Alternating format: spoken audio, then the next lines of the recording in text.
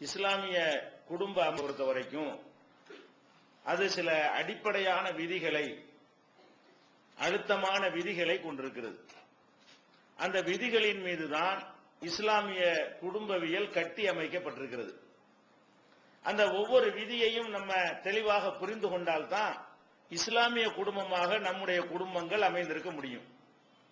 அந்த இஸ்லாத்தினுடைய குடும்பவியல்ல முக்கியமான ஒரு அம்சம் என்னவென்று சொன்னால், ரெண்டு பேர் ஆணும் பெண்ணும் சேர்ந்து ஒரு குடும்பத்தை கட்டி எழுப்புறாங்க. இப்படி யாரெல்லாம் ரெண்டு பேர் மூணு பேர் சேர்ந்து ஒரு நிர்வாகம் செய்யக்கூடிய நிலைமை வருகிறதோ அந்த இடத்துல ஒரு ஆளு தலைமை தாங்கணும்.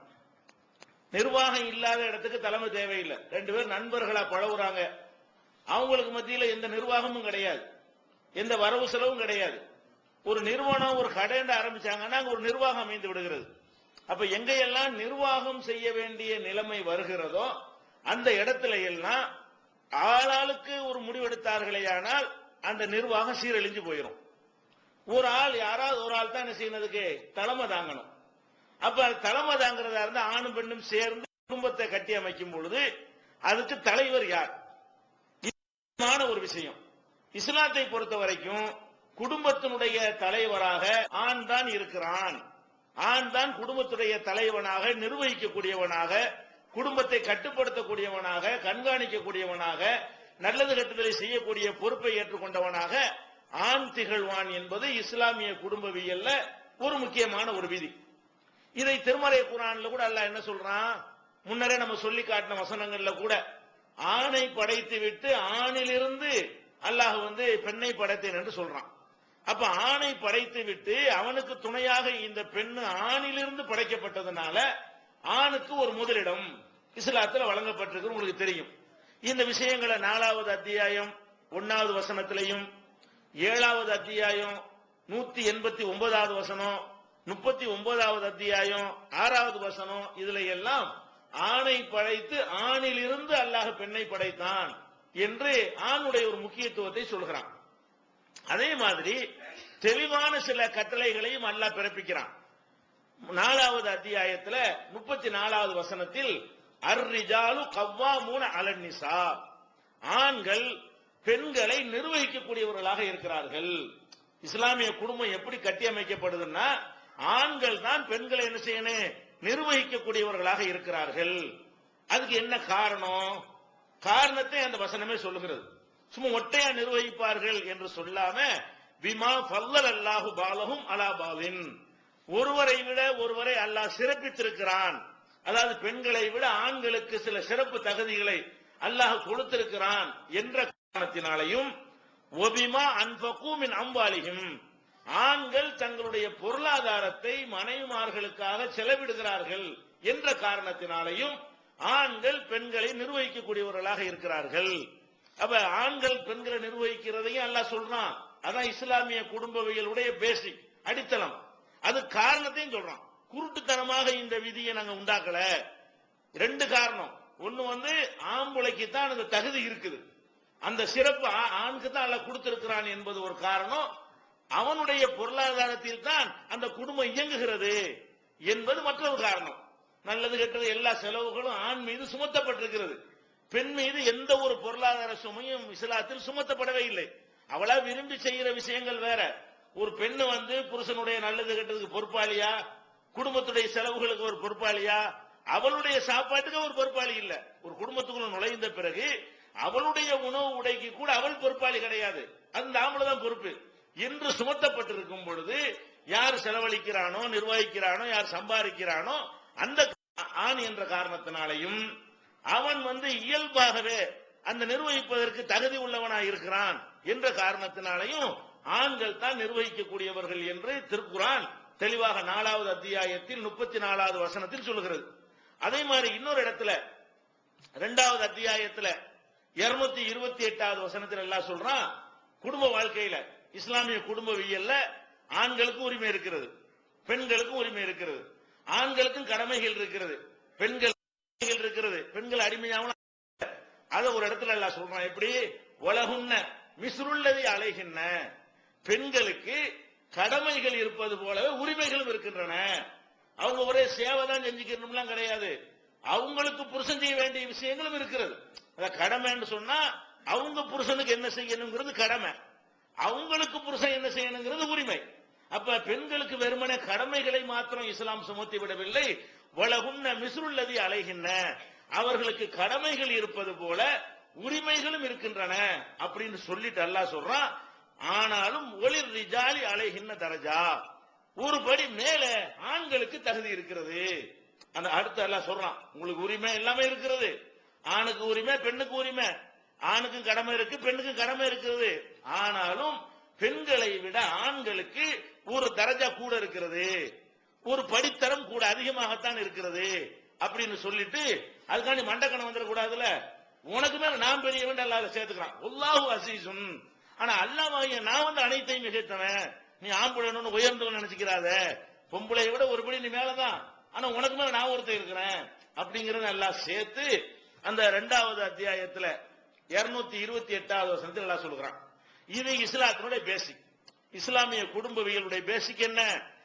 ஒரு ஆணும் தான் இந்த குடும்பத்துக்கு பொறுப்பாளிக்கிறத உணர வேண்டும். ஒவ்வொரு பெண்ணும் நாம் அந்த கணவனுக்கு கீழே இருக்கக்கூடிய இந்த நிர்வாகத்தில் தான் இருக்க வேண்டும், கணவனுடைய தலைமையை நம்ம ஏற்றுக்கொள்ள வேண்டும், அதுதான் நமக்கு சுமத்தப்பட்ட கடமை என்பதை பெண்களும் ஒத்துக்கொள்ள வேண்டும். இந்த 2 அடிப்படையில் இருக்கிறது தான் இஸ்லாமிய குடும்பவியலுடைய முக்கியமான ஒரு அம்சம். இதை பற்றி நம்ம உள்ள போறதுக்கு முன்னாடி உலகத்தில் நிலவக்கூடிய ஒரு கருத்தையும் நம்ம பார்த்திடணும். ஏன்னா இப்ப ஆண்கள் இந்த குடும்பத்தை ஆதிக்கம் செலுத்துவாங்கன்னு சொல்லும் பொழுது நம்ம சமூகத்தில் என்ன செய்யறாங்க, முற்போக்காளர்கள் சொல்லக்கூடிய சில ஆண்களும் சில பெண்களும் சேர்ந்து கொண்டு ஆணாதிக்க சமுதாயம், இது ஒரு அருவருக்கத்தக்க ஒரு சொல்லு மாதிரி, ஒரு ஆண் ஆதிக்கம் செலுத்துறான், ஒரு சமுதாயத்தில் ஆம்பளை ஆதிக்கம் செலுத்துறது நல்லது இல்ல அப்படிங்கிற கருத்து துணிக்கிற மாதிரி ஆணாதிக்க சமுதாயம் என்பதை ஒரு அருவருப்பான ஒரு வார்த்தை மாதிரி, ஒரு குடும்பத்தில் ஆம்பளை ஆதிக்கம் செலுத்தினா அது ரொம்ப கெட்டது மாதிரியும், ஒரு அசிங்கங்கிற மாதிரியும், அது ஒரு மடமைங்கிற மாதிரியும், அது ஒரு அடிமைத்தனங்கிற மாதிரியும் சித்தரிக்கிற மாதிரி ஆணாதிக்க சமுதாயம் ஆணாதிக்க சமுதாயம் என்று ஒரு வார்த்தையை போட்டு அந்த பெண்கள் ஆம்பளைக்கு அடங்கி இருக்க வேண்டியதில்லை என்று சொல்வது முற்போக்கு. அதான் சுதந்திரம், பெண்களுக்கான சுதந்திரம் என்று பேசுகிறார்கள். யாரு? விரல் விட்டு எண்ணக்கூடிய சில பெண்கள். இவங்களை எடுத்து பார்த்தீர்களே ஆனால் இது ஒரு கோளாறுனால அப்படி பேசுகிறார்கள். அவங்க பேசுவது இஸ்லாமிய வட்டத்தில் அவங்க இல்ல, அதை விட்டுருவோம். அவங்க பேசுறது அறிவியலுக்கு எதிரானது, அவங்க பேசுறது பெண்களுடைய உடற்கூறுக்கு எதிரானது.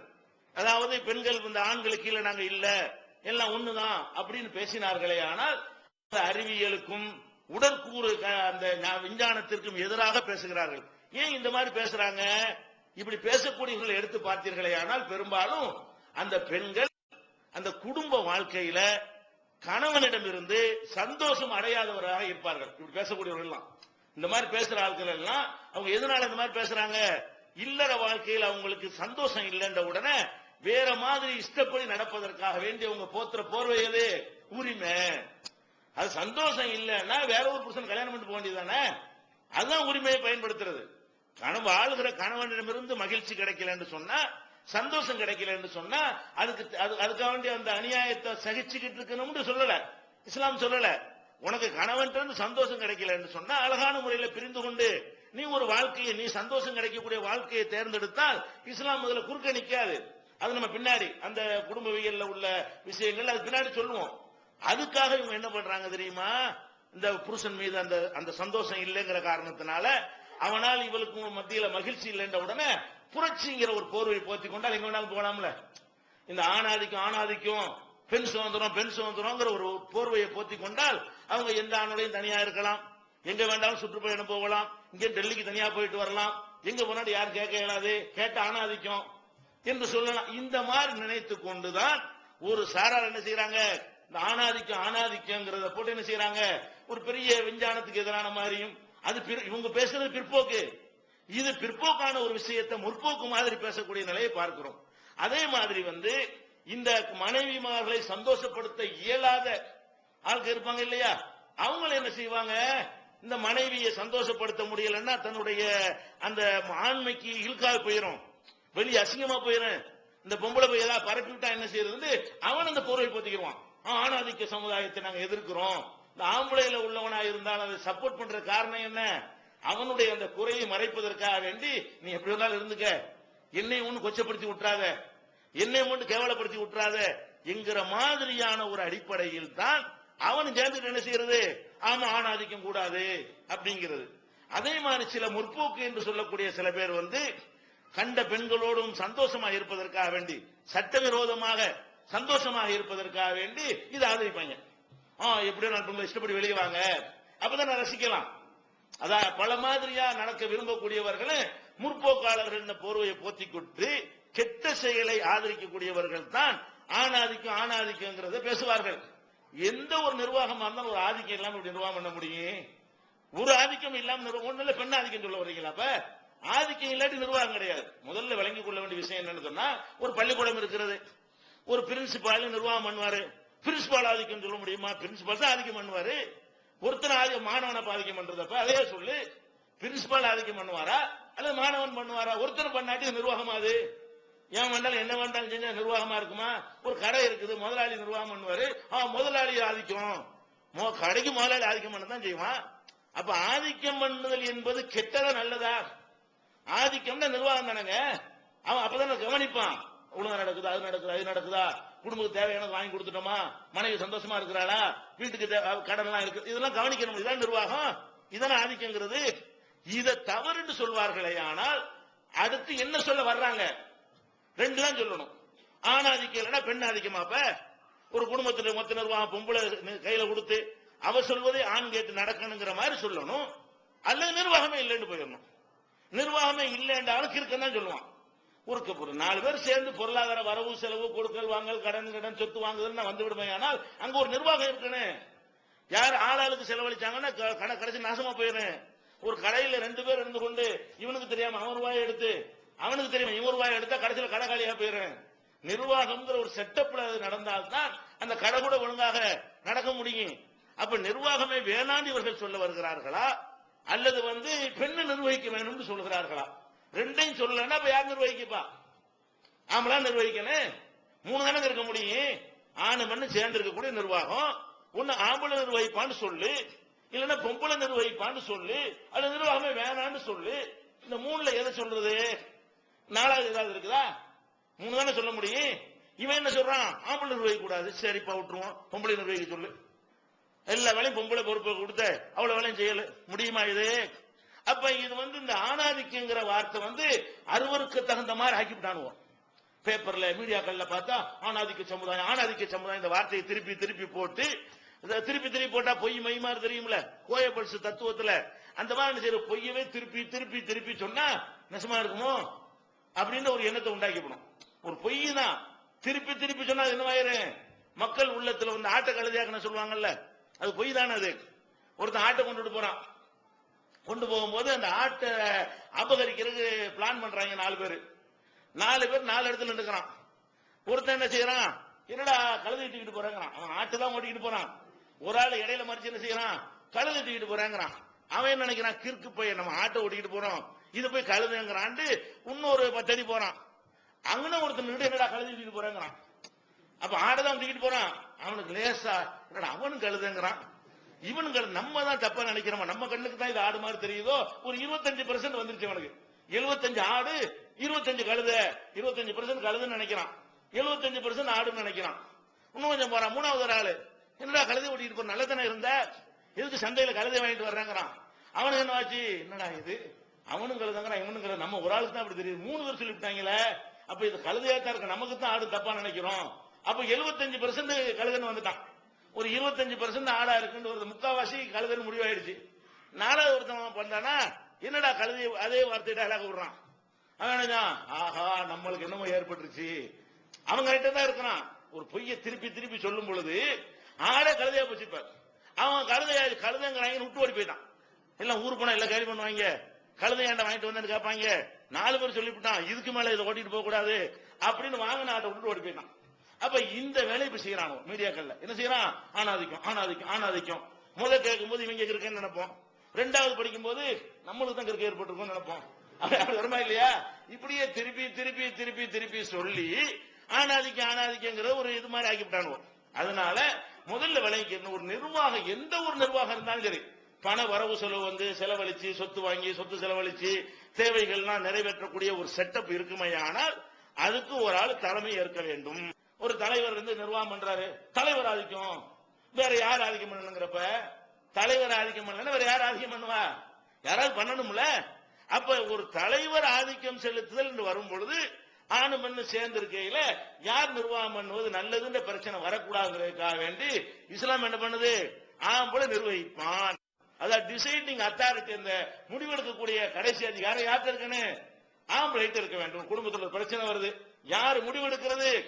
முடிவு அவன் தான் எடுக்க வேண்டும் என்று இருக்கிறது.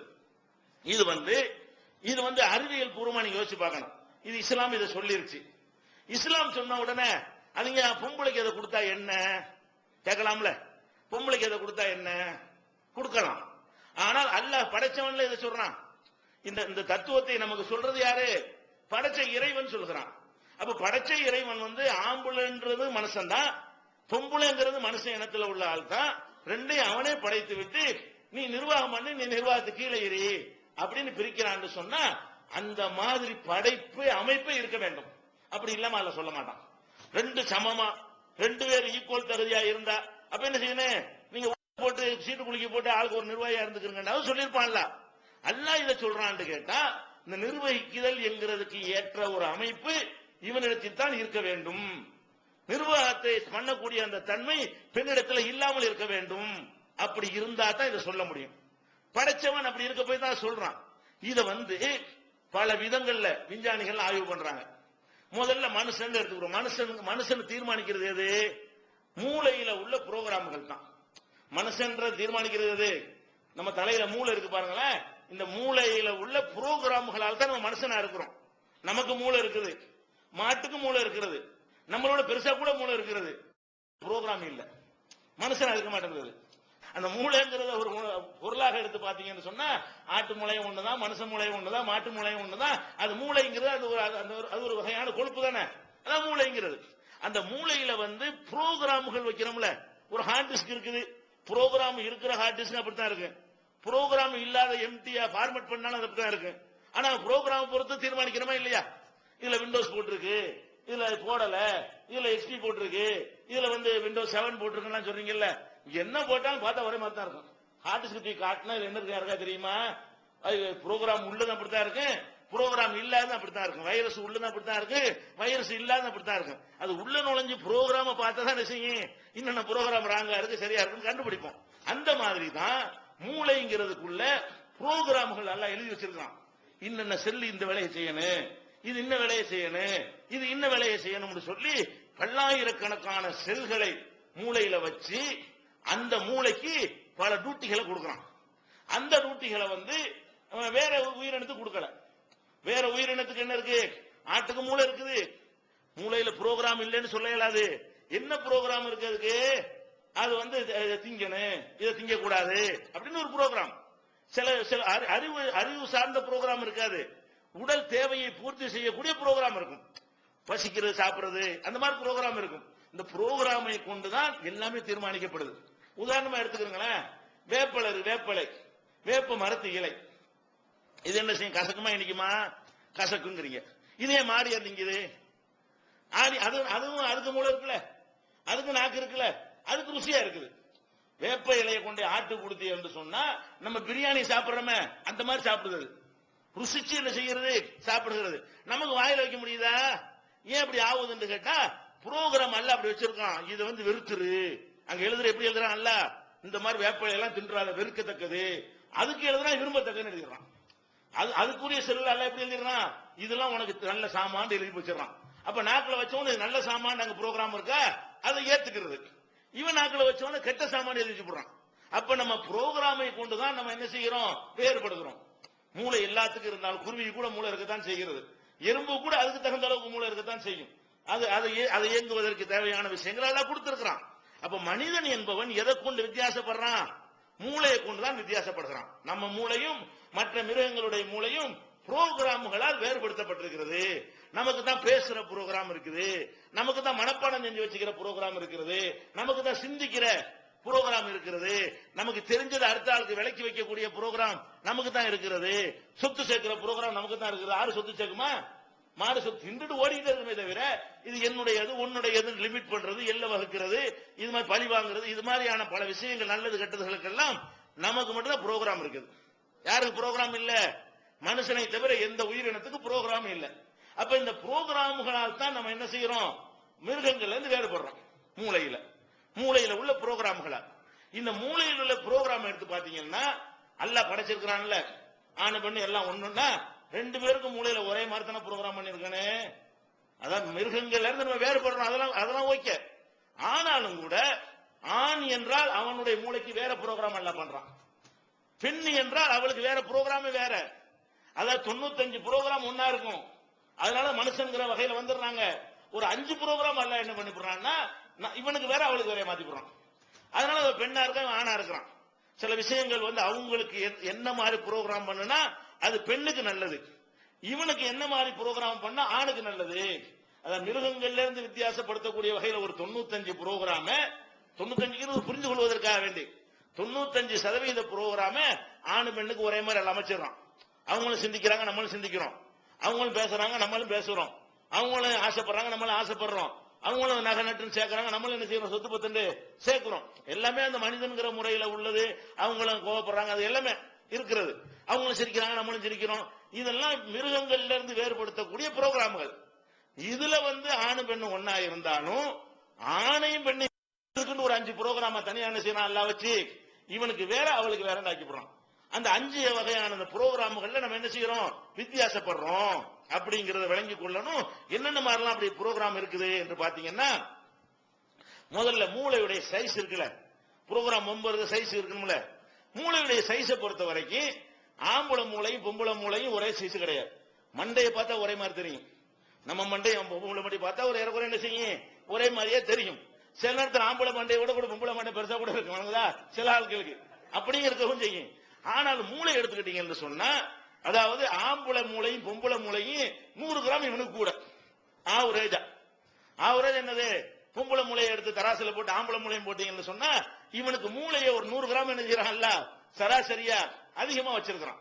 அப்ப ஆணுடைய ஆய்வு பண்ணி பாக்குறாங்க, ஆணுடைய எல்லாம் மனுஷன் தானே, மனுஷனா இருந்தாலும் ஏன் இந்த மூளையை வச்சு வித்தியாசப்பட்டால் அது என்னன்னு கவனிக்கணும். இதனால என்னென்ன ஏற்படுதுங்கிறத கண்டுபிடிக்கலாம். அப்ப ஆம்பளையுடைய மூளையுடைய சைஸுக்கும் பொம்பளையுடைய மூளையுடைய சைஸுக்கு மத்தியில என்ன இருக்கு? சராசரியா 100 கிராம் அளவுக்கு ஆம்பளையுடைய மூளை அதிகமா இருக்கும். எடுத்து பார்த்தோம்னா என்ன செய்யும்? ஆம்பளை மூளை வந்து 100 கிராம் கூடுதலா இருக்கிறது. இது ஒரு வகை. அதே மாதிரி வந்து மூளையில பல செக்ஷன் இருக்கிறது. மூளை ஒரு பொருள் மாதிரி நமக்கு தெரிகிறது. அதுல வந்து ஒவ்வொரு வேலையை செய்வதற்கு ஒவ்வொரு இடத்தை எல்லாம் பிக்ஸ் பண்ணி வச்சிருக்கான். மூளையில இந்த இடத்துல உள்ளது வந்து இது நினைவாற்றலுக்கு உள்ளது, இந்த இடத்துல இது சிந்திக்கிறதுக்கு உள்ளது, இது வந்து கோவப்படுறதுக்கு உள்ளது, இது ஆசைப்படுறதுக்கு உள்ளது. ஒரு ஆணு பெண்ணை விரும்புறாங்க இல்லையா, ஒரு பெண்ணை ஆணை விரும்புறாங்கல்ல, அது கூட ஒரு ப்ரோக்ராம் அங்க இருக்குது. அந்த ப்ரோக்ராம் கட்டானா என்ன செய்யாது? ஒண்ணுமே விரும்பாது. அப்ப அந்த ப்ரோக்ராம்களை வந்து எப்படி அல்லாஹ் மூளையில படைச்சிருக்கான்னு சொன்னா, ஒவ்வொரு வேலையை செய்வதற்கு ஒவ்வொரு இடத்தை அப்படி வச்சிருக்கான். இன்னென்ன இந்த செல்லு இந்த இடத்துல உள்ளது செய்யும். இதான் பொய் சொல்றான்னு வைங்களேன், பொய் சொல்ற ப்ரோக்ராம் முன்னெற்றியில இருக்குன்னு சொல்றான். இந்த விஞ்ஞானிகள் கண்டுபிடிச்சு என்ன செய்யறான்? அல்லாஹ் கூட இந்த குர்ஆன்ல சொல்லி காட்டுவான்ல, நாசியத்தின் காதிபத்தின் ஹாத்தியா, பொய் சொல்லக்கூடிய முன்னெற்றியை நாம் பிடிப்போங்கிறான்ல. இந்த முன்னெற்றியில இருக்கிற மூளை இருக்குல்ல, இந்த இடத்துலதான் இந்த பொய்யெல்லாம் சொல்றான, பொய் பிராடு பித்தலாட்டம்லாம் அதெல்லாம் இங்க இருந்தா ப்ரோக்ராம் போகுது. இங்க உள்ள செல்லுகள் தான் அதுக்கு தூண்டி கொடுக்கிறது. அதை தோத்து போய் சைத்தானுக்கு கட்டுப்பட்டான்னு சொன்னா அந்த பொய்யன் பித்தலாட்டக்காரனா மாறிடுறான். இது ஆணு பண்ணி யாரா இருந்தாலும் இந்த இடத்துல என்ன செய்யறது? முன்னெற்றியில இருக்கு, ஒன்னொன்னு அப்படி வச்சிருக்கிறான். அப்ப வந்து இந்த மனிதனை பொறுத்த வரைக்கும் அவனுக்கு ப்ரோக்ராம்கள்ல சிந்திக்கிறது என்பது ஒரு ப்ரோக்ராம், இதான் மெயின் ப்ரோக்ராம். மற்றதெல்லாம் விட இதுல இருந்து அது வரும். ஆராய்ச்சி பண்ணுவது, சிந்திக்கிறது, தர்க்கம் பண்ணுவது, ஒன்னிலிருந்து ஒன்னை கண்டுபிடிக்கிறது, இந்த மாதிரியான விஷயம் சிந்தனைக்கு உள்ள ஒரு ப்ரோக்ராம் வந்து மூளையில இருக்குது. ஆணுக்கு இருக்கு, பெண்ணுக்கு இருக்கிறது. அதே மாதிரி வந்து மொழி சம்பந்தமான, அதாவது மனனம் செய்து கொள்ளக்கூடிய ப்ரோக்ராம்கள் அதுவும் இருக்கிறது. இப்ப நீங்க ஒண்ணு கேக்குறீங்க, ஒரு மனப்பாடம் பண்ணிக்கிறீங்கல்ல, ஓரளவுக்கு மனப்பாடம் பண்ணிக்கிறீங்க. அந்த வார்த்தையை திருப்பி திருப்பி 4 தடவை சொன்னா மனனம் ஆயிடுது. உங்க டெலிபோன் நம்பர் என்னன்னு டக்குன்னு சொல்றீங்க, வழங்குதா? மனப்பாடம் ஆயிடுதா இல்லையா? அப்ப இந்த மனனம் செய்வதற்கு எந்த இடத்துல ஆகுதுன்னு அதுக்கு ஒரு இடம் இருக்குது. மூளையில ஒருவன் பேசக்கூடிய சிந்திக்கிறது இல்ல, மனப்பாடம் செய்யறதுல மூளைக்கு வேலை, சிந்தனைக்கு வேலை கிடையாது. அப்படி ரெக்கார்டு மாதிரி பதிவு செஞ்சுக்கிறது. அப்ப பதிவு செய்து கொள்வதற்கு மூளையில ஒரு ப்ரோக்ராம் இருக்குது. என்ன பண்றாங்கன்னு கேட்டா இதை ஆய்வு பண்றாங்க. பொம்பளையுடைய அந்த சிந்திக்கிற புரோகிராம் எப்படி இருக்கிறது, ஆம்பளுடைய சிந்திக்கிற புரோகிராம் எப்படி இருக்கிறது. பொம்பளை நினைவாற்றல் வச்சுக்கிறாங்கல்ல பெண்கள், அவங்களுடைய அந்த நினைவாற்றல் புரோகிராம், மொழி சம்பந்தப்பட்ட நினைவாற்றல் புரோகிராம் எப்படி இருக்கிறது, ஆண்களுடைய நினைவாற்றல் புரோகிராம் எப்படி இருக்குது அப்படின்னு பாத்தீங்கன்னா அதுல அந்த புரோகிராம் ஆய்வு பண்ணிட்டு சொல்றாங்க, ஆண்களுக்கு சிந்திக்கிற புரோகிராம் இருக்குல்ல, ஆணை பொறுத்த வரைக்கும் பெண்களை விட ஒரு 13% அதிகமாக வலிமை பெற்ற நியூரான்களை கொண்டு ஆணுடைய சிந்தனை புரோகிராம் அமைக்கப்பட்டிருக்கிறது. நியூரான்கிற அந்த செல்கள் மூலமாக சிந்திக்கிற புரோகிராம் இருக்குல்ல, அவங்க 100 நம்ம 113, அவங்க 100 மடங்கு சிந்திக்கிறாங்கன்னு சொன்னா நம்ம எவ்வளவு, ஒரு 13% கூட. அப்ப 113 மடங்கு அதிகம், 13% அவங்களோட நம்ம கூடுதலா இருக்கிறோம். அதே மாதிரி நினைவாற்றல் இருக்குல்ல, நினைவு ஞாபகத்தில் வச்சுக்கிறது, அந்த புரோகிராம் எடுத்துக்கிட்டீங்கன்னு சொன்னா ஆம்பளைக்கு இருக்கிறத விட ஒரு 11% பெண்களுக்கு கூட. அவங்களுக்கு ஒண்ணு கூட இவங்களுக்கு ஒண்ணு கூட. அல்ல எப்படி பிரிக்கிறான்னு பாருங்க. ஞாபகத்தில் வச்சுக்கிறது, நினைவாற்றல் பண்றதுங்கிற ஒரு செக்ஷன் எடுத்துக்கிட்டா ஒவ்வொரு செக்ஷனா பிரிச்சு மூளை ஆய்வு பண்றாங்க. ஆணு பெண்ணு ஏன் வேறுபடுறாங்க, அது ஆணுக்குள்ள தகுதி என்ன, ஆணுக்குள்ள திறமை என்ன, பெண்ணுக்குள்ள தகுதி என்ன, பெண்ணுக்குள்ள திறமை என்ன என்று ஆய்வு பண்ணும் பொழுது என்ன கண்டுபிடிச்சிருக்கிறான், சிந்திக்கிற திறன் 13% ஆம்பளைக்கு கூட, ஞாபக சக்தி ஆம்பளை விட 11% பெண்ணுக்கு கூட. நம்ம 100 ஞாபகம் வச்சிருந்தோம்னா 111 ஞாபகம் வச்சிருப்பாங்க. நம்ம 100 ஞாபகத்தில் வச்சிருந்தோம்னா ஒரு 11 அவங்களுக்கு கூட. நம்ம சிந்திக்கிற விஷயத்துல அவங்க 100 சிந்திச்சாங்கன்னா நம்ம 113 சிந்திப்போம், 113 மடங்கு சிந்திப்போம், நல்ல போர்ஸா சிந்திப்போம், ஆழமா சிந்திப்போம். அந்த மாதிரி இருக்குதுன்னு சொல்லி இந்த மூளையுடைய சைஸையும் பார்க்கறான். இந்த புரோகிராம்களை வச்சு பார்க்கும்போது இதனுடைய நியூரான்கள்ல 13 மடங்கு சக்தி அதிகமா இருக்கிறது அப்படின்னு கண்டுபிடிச்சிருக்கான். இதனாலதான் நீங்க பார்க்கலாம், மனப்பாடம் பண்ணக்கூடிய துறை இருக்குல்ல, அதெல்லாம் பெண்கள் பிரகாசிப்பாங்க. இன்னைக்கு 190 மார்க்லாம் வாங்குறாங்கல்ல, எல்லாமே ஆம்பளை எல்லாம் வாங்குறானா, வாங்க மாட்டேங்கிறான். ஏன் வாங்க மாட்டேங்கிறான், அதுக்கு வேற பல புறக்காரணங்கள் கொஞ்சம் இருந்தாலும் மெயினான காரணம் என்ன தெரியுமா, அது இருக்கு உங்களுக்கே வழங்குது புற காரணம். என்ன நீங்க படிக்கிறது இல்ல வழங்குதா, அது ஒரு சின்ன காரணம் தான், அதுவே மெயின் காரணம் இல்ல. மெயினான காரணம் என்னன்னு கேட்டா இந்த கல்வி முறை மனப்பாடம். இந்த பள்ளிக்கூடத்துல பரீட்சை எழுதுற விஷயம் இருக்குத, புஸ்தகத்துல என்ன இருக்கு அப்படி எழுதினாதான் மார்க், தப்பா இருந்தா கூட மார்க் போட்டுருவான். புஸ்தகத்துல தப்பா எழுதி நீங்க இது தப்பு இதான் ரைட்னு எழுதுனா மார்க் தப்பா போயிடும். அப்ப பள்ளிக்கூடத்தில் நடக்கக்கூடிய நம்ம கல்வி திட்டம் இருக்குல்ல, இந்த மெக்காலங்கிறவங்க கொண்டு வந்த கல்வி திட்டம், அது சிந்தனைக்கு சம்பந்தம் ஒரு கல்வி திட்டம். வெள்ளக்காரன் கொண்டு வந்து கட்டி எழுதிட்டு இருக்கிறோம். சிந்தனைக்கு ஆராய்ச்சி பண்றதுக்கு எந்த ஒரு வேலையும் கிடையாது. அப்ப இந்த ஞாபக சக்தியை அடிப்படையாக கொண்டதுனாலதான் அப்படியே மனப்பாடம் பண்ணி எழுதிட்டு வந்துடுறாங்க பெண்கள். இவன் என்ன செய்வான், அது சரியான கொஞ்சம் யோசிப்பான், இது எப்படி தப்பு மாதிரி இருக்க அப்படிமானா மனசுல உட்காராது. மனப்பாடம் எப்ப உட்காரு, கண்ணை மூட்டினாதான் மனப்பாடமா உட்காரான். அதுல கேள்வி கேட்க ஆரம்பிச்சா மனப்பாடத்தில் உட்காராது. வழங்குதா, இந்த குரானை மனப்பாடம் பண்றாங்கன்னு வைங்களேன், அரபு மொழி இலக்கணத்தெல்லாம் படிச்சாக்க மனப்பாடம் பண்ண முடியாது. வழங்குதா, மொழியே தெரியாத காலத்துல சின்ன பிள்ளைகள் மனப்பாடம் பண்ணிடுவான். தெரிஞ்சுன்னு அர்த்தம் தெரிஞ்சவன என்ன ஆயிரம் வார்த்தைகள் தடுமாறும், அதுல உள்ள வார்த்தைகள் வேற வார்த்தைகள் கூட ஆரம்பிச்சிருவோம். அப்ப மனப்பாடம் பண்ணுவதற்கு என்ன இருக்கக்கூடாது, சிந்தனை கொஞ்சம் குறுக்க வரக்கூடாது. சிந்தனை கொஞ்சம் குறைவா இருக்கிறவங்க நல்ல மனப்பாடம் பண்ணுவாங்க. அப்ப இது ஆராய்ச்சி பண்ணி சொல்றான், பெண்கள் நிறைய நல்ல மார்க் எடுக்கிறது, ஞாபக சக்தி விஷயத்தை எடுத்து பாத்தீங்கன்னா கூட இருக்கிறது கண்ணு முன்னா நிரூபிச்சுட்டு இருக்கிறாங்க. அதே மாதிரி எடுத்து பாருங்க, அந்த ஒரு தலைமுறையை சொல்லும் பொழுது நம்மளெல்லாம் கூட தெரியாது. நீங்க இவருக்கு ஒரு பொம்பளை பிள்ளை பிறந்திருக்கேன், எப்ப பிறந்துன்னு அவங்க சொல்லுவாங்க, உங்களுக்கு தெரியாது. உங்க அக்காவுக்கு உங்க தங்கச்சிக்கு பிள்ளை பிறந்திருக்கேன், அது இப்ப என்னைக்கு பிறந்துச்சு என்ன மாசம் நேரம் வரை கரெக்டா சொல்லுவாங்க. அது சித்திரை மாசம் 14ஆம் தேதி காலை 8 மணிக்கு பிறந்து கரெக்டா சொல்லுவாங்க. ஆம்பளைட்ட கேட்டா அது தெரியல என்றுவான். இருக்கா இல்லையா, ஞாபகம் வச்சுக்கிற முடியுதா நமக்கு. நிறைய விஷயங்களை பெண்கள் நினைவுல கரெக்டா வச்சிருப்பாங்க. அது மாதிரி இந்த சண்டை கிட்ட வந்துருச்சுன்னு வைங்களேன், 25 வருஷத்துக்கு முதல்லாம் எடுத்து விடுவாங்க. உங்களுக்கு முடியாது, ஆம்பளைக்கு முடியாது. ஆம்பளைக்கு யாபமே இருக்காது. எவ்வளவுதா இவன் அதோட மறந்துடுவான். ஞாபக சக்தி எல்லாம் குறைவா கொடுத்திருக்கிறதுனால இவனுக்கு 25 வருஷத்துக்கு முன்னாடி போக இயலாது. இவன் நேத்து முந்தா நடந்து பேசிட்டு இருப்பான். பொம்பளை எடுத்து விட ஆரம்பிப்பாவ, இந்த தெரியாத அவங்களுக்கு 80 என்ன பண்ணி 83 என்ன ஆரம்பிச்சா அதோட நீங்க ஒருத்தர் சந்திக்கத்தான் செய்றீங்க. அது எதனால கேட்டா அது அப்படித்தான் படைச்சிருக்கான்ல. எதனால அது அந்த தன்மை எல்லாம் இணைஞ்சிருக்கிறான், அவங்களுக்கு கொடுத்திருக்கிறதுனால வெளிப்படுத்துறாங்க. உங்களுக்கு கொடுக்கல, உங்களுக்கு வெளிப்படுத்த முடியல. அப்ப பெண்கள்கிட்ட என்ன இருக்குன்னு கேட்டா ஞாபக சக்தி இருக்குல்ல, மனப்பாடம் பண்ணக்கூடிய தன்மை அப்படியே கிரகித்துக் கொண்டு அந்த தன்மை கூடுதலா இருக்கிறது, சிந்திக்கிறது. அதனால நீங்க பார்க்கலாம், நிறைய விஷயங்களை விஞ்ஞானிகள் எல்லாம் கண்டுபிடிச்சிருக்கிறான். பொம்பளை விஞ்ஞானி ஒரு பட்டியல போடுங்க வைப்போம். இருக்காது. விஞ்ஞானிகள் ரேடியோ கண்டுபிடிச்சான், கரண்ட கண்டுபிடிச்சான், அது ராக்கெட்டை கண்டுபிடிச்சான், கம்ப்யூட்டர் கண்டுபிடிச்சான். அந்த கண்டுபிடிப்புகள் இருக்கும்ல, கண்டுபிடிச்ச என்னன்னு கேளுங்க, லிஸ்ட் கேளுங்க. அட இப்பதான் பெண்களுக்கு அறிவுலாம் கொடுக்கறேன் இந்தியாவுக்கு சொல்லலாம். மேற்கத்திய நாள்ல 300 வருஷமா கொடுத்துட்டானே. இவ்வளவு காலமா என்னத்தை கண்டுபிடிச்சாங்க? அது வராது. அந்த ஆய்வு ஒரு சிந்தனை பண்றது, அதுல மெனக்கிறது, அந்த விஷயத்தெல்லாம் அது ஒர்க் அவுட் ஆகாதுங்கிறான். விஞ்ஞானி இதை ஆய்வு பண்ணி பார்த்துட்டு சொல்றான், பெண்கள் வந்து இந்த மாதிரி பொருள்களை கண்டுபிடித்தல், விஞ்ஞானத்துறையில் ஈடுபடுறது, ஆய்வுல இறங்குறது எல்லாம் அவங்களுக்கு பிரகாசிக்க முடியாது அப்படின்றத இந்த வித்தியாச காரணம் கிடைக்கும். அப்படி முடியலன்னு சொன்னா இவனுக்கு 13 மடங்கு கூட இருக்கு. அந்த 13 இருந்தா தான் கரெக்டா கொண்டு போகும். அந்த 13% கூடுதலா இருக்க, அதான் சிந்தனையை ஷார்ப் பண்ணுது. சிந்தனையை கூறாக்குறது என்னது? அந்த கூடுதலா இருக்கக்கூடிய இந்த 13% சக்தி தான். அந்த பேட்டரி நல்ல சக்தி அதிகமா இருந்தா வேகமா வண்டியை தள்ளும்ல, அந்த வேகமா தள்ளினா தானே ஓடவும் செய்யும். கம்மியான பேட்டரியா இருந்தா வண்டி தள்ளவே முடியாது. அது சக்தி இருக்கு. அந்த சக்தி பேட்டரி குறைஞ்சு போச்சுன்னா வண்டி இழுக்காது, புருண்டு அந்த இடத்துல நின்றுட்டு இருக்குமே தவிர வண்டி ஓடாது. 87% உங்களுக்கு 100 இருக்குது. உங்களுக்கு 100 சொன்னா உங்களுக்கு 87 சிந்திக்கிற திறன் பெண்களுக்கு இருக்கிறது. இந்த 87 கொண்டு சிந்திச்சால் பெரிய பெரிய விஷயங்கள்லாம் வராது, பெரிய பெரிய ஆய்வு செய்யற விஷயங்கள்லாம் வராது. எதுக்கு இதை சொல்றேன்னு கேட்டா, அல்லாஹ் படைக்கும் பொழுது ஆம்பளைக்கு ஏற்றவாறு ஒண்ணு, பொம்பளைக்கு ஏற்றவாறு ஒண்ணு படைச்சுட்டான்.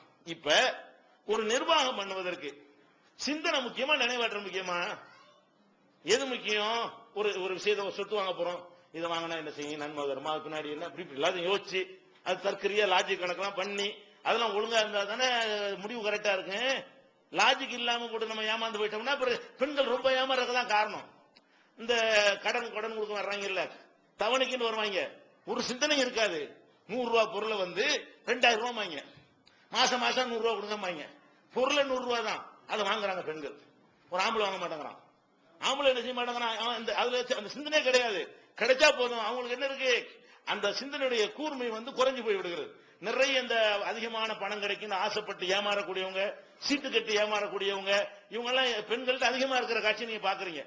அப்ப அதனாலதான் அவங்களுக்கு என்ன செய்ய முடியல, பிரகாசிக்க முடியல. அப்ப குடும்பம்ங்கிறது பொருளாதார ரீதியா நம்ம செலவழிக்கிற கரெக்டா இருக்கணும், எடுக்கக்கூடிய ஒரு முடிவு கரெக்டா இருக்கணும், ஒரு கல்யாணத்துக்கு போறதா போக கூடாதா அது கரெக்டா இருக்கணும், ஒரு பிரயாணம் பண்ண வேண்டிய இருக்கு இன்னைக்கு போலாமா போக கூடாதா, இதுல நல்லது கெட்டது எல்லாத்தையும் ஆய்வு பண்ணி இது சரிப்பட்டு வரும் சரிப்பட்டு வராது இதெல்லாம் டிசைட் பண்றதா இருந்தால் எது நல்லா இருக்கணும், சிந்தனை திறன் கூட உள்ளவங்க தான் என்ன செய்யணும், முடிவெடுக்க வேண்டும். ஒரு ஆபீஸ்ல யார நிர்வாகியா போடுவான், 25 வருஷமா குமாஸ்தாவா இருப்பான், அவனதுக்கு போடுவான் மேனேஜரா, கூர்மையா உள்ளவன் நேற்று தான் மேனேஜர் அவனதுக்கு போட்டுவான். 25 வருஷமா ஒரு கிழமை 50 வருஷமா 50 வயசு கிழமை அந்த ஆபீஸ்ல இருப்பான், அவனதுக்கு மேனேஜர்ல உட்கார வைப்பானா, உட்கார வைக்க மாட்டாங்க. அவனுக்கு சிந்தனை கம்மி, 25 வருஷம் அனுபவம் இருந்தாலும் அவனுக்கு சிந்தனை கம்மி.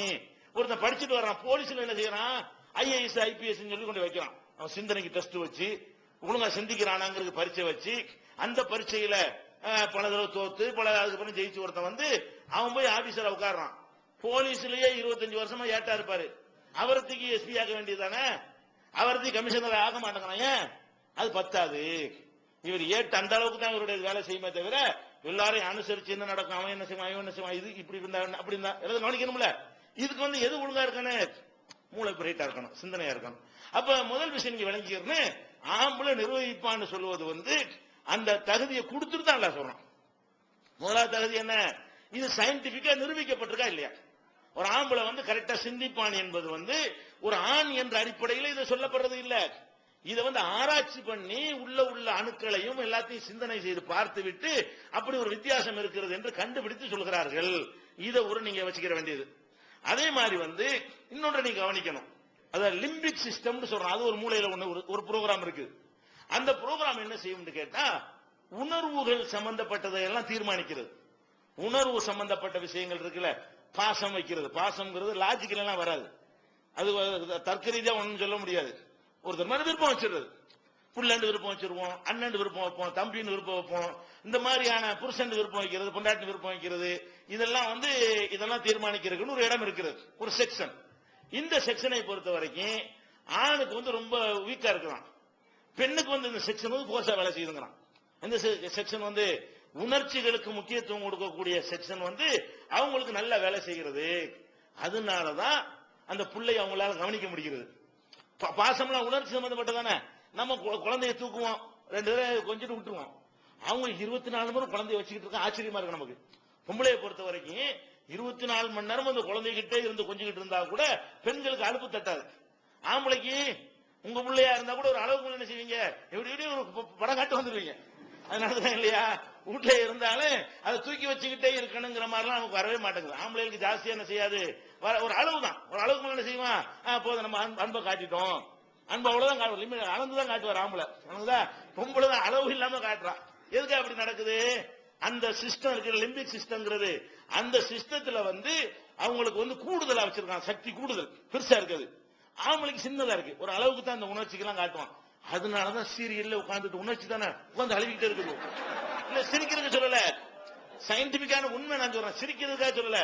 அது காரணத்தை இதெல்லாம் சொல்லி பெண்கள் இதைத்தான் விரும்புறாங்க. இத உணர்ச்சி சம்பந்தப்பட்ட விஷயம். ஆம்பளை பாருங்க, டிவில என்ன பார்ப்பான், அந்த பைக் ஓட்டுறது, ரேஸ் ஓட்டுறது, கேம் விளையாடுறது, கிரிக்கெட், அது மாதிரி அதெல்லாம் ஒரு ஃபோர்ஸா உள்ள விஷயங்கள் இருக்குல்ல, அதுதான் இவர் ரசிப்பான்.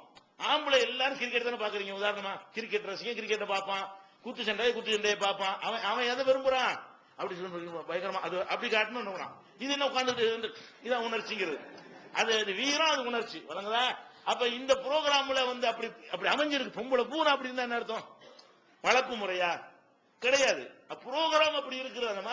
அந்த மாதிரி அல்லாஹ் பண்ணி வச்சுட்டான். அவங்களுடைய செல்கள் அப்படி அமைச்சு வச்சுட்டதுனால அவங்க அப்படி இருந்தா தான் குழந்தைகள் எல்லாம் வளர்ப்பாங்க. இந்த உணர்ச்சிக்கு முக்கியத்துவம் கொடுக்கறதுனாலதான் முகக்கூரை வச்சே கண்டுபிடிச்சிருவாங்க. நமக்கெல்லாம் முடியாது. குழந்தை அழுவுதுன்னு வைங்களேன், அழுவ கூட வேண்டியது இல்ல, அதை பார்த்துட்டு குழந்தை தூங்குதுமா, தூக்கத்துக்கு சொல்லுவாங்க. நம்ம உண்மை தெரியாது, பார்த்தா சும்மா தான் இருக்கேன். அந்த கண்ணு போற போக்க பார்த்துட்டு என்ன செய்வாங்க, குழந்தை தூக்கத்துக்கு என்ன செய்யுது, ஏங்குது, கரெக்டா கண்டுபிடிச்சிருவாங்க. அழுவாம இருந்தா கூட இது பசிக்கு உள்ளது, இது தூக்கத்துக்கு உள்ளது, இது எறும்பு கடிச்சிருக்க மேல இருக்குது. ஆம்பளைக்கு ஒண்ணுமே தெரியாது, ஒரு அழுவுறது மட்டும்தான் அவனுக்கு தெரியும். இவங்களுக்கு என்ன செய்யும், அந்த முகபாவனை வைத்துக் கொண்டு அதுக்கு இதான் அர்த்தமா இருக்கும் என்றெல்லாம் கண்டுபிடிக்கிற காரணம் என்ன, அந்த உணர்ச்சிகள் விஷயத்திலே அவங்க முக்கியத்துவம் கொடுப்பாங்க. கூடுதலான இன்வால்வ் அந்த குழந்தை மேல வந்துடும் பொழுது அதுல ஒவ்வொரு விஷயத்துக்கும் அர்த்தம் உங்களுக்கு விளங்கிடும். நமக்கு தான் இன்வால்வ் ஈடுபாடு இல்லையே, ஒரு அளவு தான் நமக்கு இருக்கிறது. ஆம்பளைக்கு இது கண்டுபிடிக்க முடிய மாட்டேங்குது. இதெல்லாம் சொல்றாங்க, இதெல்லாம் ஆராய்ச்சி பண்ணி சொல்றாங்க, பெண்களுக்கு இந்த செக்ஷன் கூடுதலா இருக்கிறது. அப்ப இந்த செக்ஷன் கூட இருந்தா அவங்க என்ன செய்யணும், அந்த செக்ஷனை கரெக்டா செய்யணும். அவங்களுக்கு நினைவாற்றல் அதிகமா இருக்குதா, அதுக்கு ஏற்ற மாதிரி உட்கார்ந்து வேலையை செஞ்சுக்கிறோம். அது மாதிரி இந்த பாசம் காட்டுவது, அன்பு செலுத்துறது, அக்கறை காட்டுறது. ஆம்பளைக்கு அக்கறையும் இருக்காது. ஒரு குடும்பத்தில் நீங்க பார்த்திருப்பீங்க, ஒரு புருஷனுக்கு தலைவலி வந்துச்சுன்னு வைங்களேன், அவர் ரொம்ப துடிக்கிறா பொம்பளை, பார்த்திருக்கிறீங்களா? பொம்பளைக்கு தலைவலி வந்தா நீங்க என்ன பண்றீங்க, அந்த அளவுக்கு இருக்கிறீங்களா? ஆனா பொம்பளை தப்பா நினைப்பாங்க, இவன் அப்படித்தான் இருப்பான். ஆம்பளைக்கு ப்ரோக்ராம் அப்படித்தானே இருக்குது. ஆம்பளைக்கு ப்ரோக்ராம் என்ன இருக்கு, தலைவலிக்கிற மாத்திரை போடு, சரி முடிஞ்சு வச்சுக்க, டாக்டர்கிட்ட போவோமா, சரி. இவன் என்ன செய்வா, தடை ஓட்டா, அவ கூடுதலா, அதாவது நீங்க அதே மாதிரி செய்யாட்டா கூட அவ என்ன செய்யறா, இயற்கையாவே அதெல்லாம் செய்யறான்னு சொன்னா அது என்ன காரணம், பாசம் கூட நடத்தம் கிடையாது. அவங்க ப்ரோக்ராம் அப்படி, அவங்க மூளையில எல்லாம் இணைஞ்சிருக்கிறான், அந்த மாதிரி தான் இயங்கணும்னு எழுதி வச்சிருக்கான். அவங்க விரும்பாட்டாலும் அப்படித்தான் செய்வாங்க. அவங்க தன்மையை அப்படி கேரக்டர் மாதிரி படிச்சு வச்சிருக்கான். நம்மளை பொறுத்தவரை என்ன, அப்படி மேம்பாக்கும், சரி அவ்வளவுதான், அது எல்லாம் அளவோட வச்சுக்கிறோம், நம்ம ஒரு லிமிட்டோட நிறுத்திக்கிறோம். அந்த அளவோட இருக்கிறது கூட நிர்வாகத்துக்கு தகுதியானது தானே. அதிகமான பாசத்தை காட்டி பிள்ளைய குட்டிச்சவராக்குறது, தாய் மரத்தை ஆக்குறாங்க, இந்த செல்லம் கொடுக்கறது, இவன் எனக்கு கட்டல அப்படிமா அப்பங்காரன், புள்ள ஒழுங்கா நடப்பான். அம்மா என்ன செய்வா, அவன் கேட்க போனா ரூபாயை குடிச்சு சாராயம் குடிச்சிட்டு வருவான், அதுக்கு ரூபாயை கொடுப்பா, மரம் குடிச்சு அப்பனு தெரியாம எடுத்து கொடுப்பா. என்னது, இந்த உணர்ச்சிக்கு முக்கியத்துவம் கொடுத்தார்களே ஆனால் சந்ததிகள் நாசமாயிரும். உணர்ச்சி ஒரு லிமிட்ல வச்சுக்கிறவன் என்ன செய்வான், அது மாதிரிலாம் செய்ய மாட்டான். பாக்கெட் மணி கொடுத்தாலும் ஏன் கொடுத்தான்னு கேட்பான், அதை கண்ட்ரோல் பண்ணுவான். அப்ப புள்ள ஒழுங்கா நடக்கும், குடும்ப நிர்வாகம் ஒழுங்கா இருக்கும், செட்டப் வீணா போகாம இருக்கும். அப்ப இன்னும் சொல்ல போனா பிள்ளைங்க இவனுக்கே வழங்கி வச்சிருக்கானே, ஒரு குழந்தைக்கே வழங்குற இந்த ப்ரோக்ராம் காரியம் ஜாதிக்கிற அம்மாவை பிடிக்கிறானா இல்லையா, இவனுக்கு வழங்குது இந்த ப்ரோக்ராம். இவங்களுக்கு ஆணாதிக்க கொடுத்து வழங்க மாட்டேங்குது. யாருக்கு வழங்குது, ஒரு குழந்தைக்கு வழங்குது. ஒரு சைக்கிள் வேணும், அவன் போய் அப்பன்ட்டு கேட்க மாட்டேங்கிறான். ஏன், இது ப்ரோக்ராம் சரியில்லை, இங்க இந்த ப்ரோக்ராம் கூட கரெக்டா புரிஞ்சுட்டு வாங்கி தந்துருவாங்க. உன்னை வாப்பாட்ட சொல்லி வாங்கி தருவாங்க, இல்லாட்டி கள்ளத்தனமாவது எப்படியாவது நினைச்சுவாங்க, பணத்தை தந்து வாங்கி தந்துருவாங்க. அவனுக்கு வழங்குதா இல்லையா, அப்படி இருக்கா இல்லையா? இது ரெண்டு பேரும் தானே இந்த குழந்தைக்கு தாய் தாய் பெற்றோரா இருக்கிறாங்க. இவன் செய்யாத அவையான் செய்யறா, அந்த உணர்வு இதெல்லாம் கண்டுபிடிக்கிறாங்க மூளை ஆராய்ச்சி பண்ணி. இன்னும் சொல்ல போனா ஒரு குழந்தைய கேம்பிரிட்ஜ் பல்கலைக்கழகத்திலிருந்து ஒரு ஆராய்ச்சி பண்றாங்க. என்ன ஆராய்ச்சின்னா, அந்த பெண்கள் இந்த மாதிரி இருக்கிறதுக்கு நம்ம சின்ன பிள்ளைங்க வளர்க்கிறோம்ல, அதுதான் காரணமா இருக்குன்னு ஒரு கருத்து வச்சாங்க. ஆம்பளையில இப்படி நம்ம வளர்த்துப்பட்டோம், பொம்பளையில அப்படி வளர்த்துப்பட்டோம். அம்மா பார்த்து அப்படி கத்துக்கிறது, பாட்டியை பார்த்து கத்துக்கிறது. அப்ப பெண்கள் தான் இப்படிதான் இருக்கணும். நீங்க வளர்த்த முறையினாலதான் பெண்கள் அப்படி இருக்கிறாங்க. நீங்க இப்படி வளர்த்த காரணத்தால முரட்டுத்தனமா இருக்கிறான்னு சொன்னா அப்படி வளர்த்துப்பட்டீங்க. அவங்கள அப்படி வளர்க்காம வீட்டுல உட்காந்து வளர்த்துப்பட்டீங்க. இல்லாம விட்டீங்கன்னு சொன்னா இது மாதிரி அவங்க இருப்பாங்கன்னு சொல்றாங்க சில ஆட்கள். இது சரியா அப்படின்னு சொல்லிட்டு ஒரு ஆராய்ச்சி பண்றதுக்கு என்ன செய்யறான்னு கேட்டா, குழந்தைகளை ஆராய்ச்சிக்கு எடுத்துக்கிறான். வளர்க்கிறேன்னு இல்ல, வயசு வந்த பிறகுதானே வளர்த்தலாம் வரேன். ஒரு வயசுக்கு உட்பட்ட குழந்தை, இந்த ஒரு வயசுக்கு உட்பட்ட குழந்தை ஏதாவது வளர்த்திருக்க முடியுமா? அது ஏதாவது ப்ரோக்ராம் சொல்லி கொடுத்து மாத்திருக்க முடியுமா? இந்த குழந்தைகளை எடுத்து வைத்துக் கொண்டு இந்த குழந்தைகளுடைய டேஸ்ட் எப்படி இருக்கிறது? பல்கலைக்கழகத்தில் ஏராளமான நூற்றுக்கணக்கான குழந்தைகளை, ஆம்பளை புள்ள 50ன்னா பொம்பளை புள்ள ஒரு 50, எல்லாம் ஒரு வயசுக்கு கீழே, ஒரு வயசுக்கு மேல கிடையாது. ஒரு வயசுக்கு மேலன்னா வளர்த்த காரணம்ன்றாங்க. ஒரு வயசு குழந்தைக்கு என்ன வளர்ப்புலாம் கிடையாது, ஒண்ணுமே அது புரியாது.